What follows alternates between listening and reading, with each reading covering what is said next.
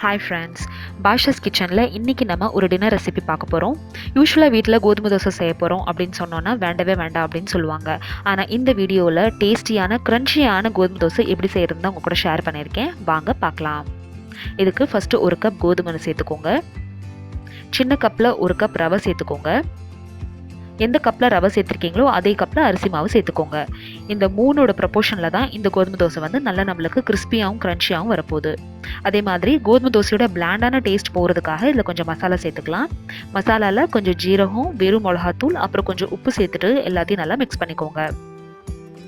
கோதுமை தோசை ரொம்ப நம்மளுக்கு குழன்னு உள்ளே வந்து மாவாக இருக்கும். அதனால இதை நம்ம ரவை தோசை கன்சிஸ்டன்சிக்கு இந்த பேட்டரை நம்ம ரெடி பண்ணிக்க போகிறோம்.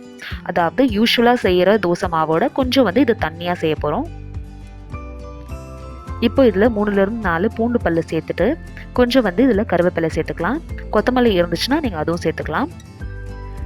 கருவேப்பிலை பூண்டோட டேஸ்ட் வந்து நல்லா வந்து இறங்கிடணும். அதனால ஒரு 20 நிமிஷத்துக்கு இதை அப்படியே விட்டுருங்க. ஒரு 20 நிமிஷத்துக்கு அப்புறமா நான்ஸ்டிக் பேன் இல்லை நான்ஸ்டிக் தவா வந்து இந்த மாதிரி சூடு பண்ணிவிட்டு அதில் இந்த தோசையை இந்த அளவுக்கு ஃப்ளோயிங் கன்சிஸ்டன்சியில் ரெடி பண்ணிவிட்டு ஊற்றுங்க. ரவை தோசை எப்படி நம்ம ஊற்றுவோமோ அதே மாதிரி தான் ஊற்றணும். ஸோ கோதுமை தோசையை இழுத்து விடாமல் இந்த மாதிரி ஊற்றணும். இந்த மாதிரி இழுத்து விடாமல் விட்டிங்கன்னா தான் நம்மளுக்கு வந்து தோசை நல்லா கிறிஸ்பியாகவும் க்ரன்ச்சியாகவும் இருக்கும். இப்போ ஒரு பக்கம் மீடியம் ஃப்ளேமில் வேக விட்டுட்டு இதை நம்ம திருப்பி போட்டுடலாம். அரிசி மாவு அப்புறம் ரவை சேர்த்துக்கிறதுனால இந்த தோசை வந்து நல்லா கிறிஸ்பியாகவும் க்ரன்ச்சியாகவும் வரும். பாருங்கள் எவ்வளோ க்ரன்ச்சியாக எவ்வளோ சூப்பராக வந்திருக்குன்னு. இந்த ரெசிபி உங்களுக்கு பிடிச்சிருந்துச்சுன்னா இந்த வீடியோக்கு ஒரு லைக் கொடுங்க. என்னோட சேனல் ஃபஸ்ட் டைம் பார்க்குறீங்கன்னா கண்டிப்பாக சப்ஸ்கிரைப் பண்ணுங்கள். இதே மாதிரி கோதுமை தோசை நீங்களும் உங்கள் வீட்டில் இருக்கிறவங்களுக்கு செஞ்சு கொடுங்க. மாவு தோசையெல்லாம் தோற்றுருங்க. அந்தளவுக்கு டேஸ்டியாகவும் அந்தளவுக்கு க்ரன்ச்சியாகவும் இருக்கும்.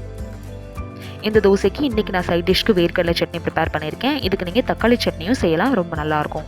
இதே மாதிரி டின்னர் ரெசிபிஸ் உங்களுக்கு வேணும்னா கீழே டிஸ்கிரிப்ஷன் பாக்ஸில் லிங்க் பாருங்கள். அண்ட் இந்த வீடியோ உங்களுக்கு பிடிச்சிருந்துச்சுன்னா இந்த வீடியோக்கு ஒரு லைக் கொடுங்க. தேங்க்யூ ஸோ மச் ஃபார் வாட்சிங். பாய்.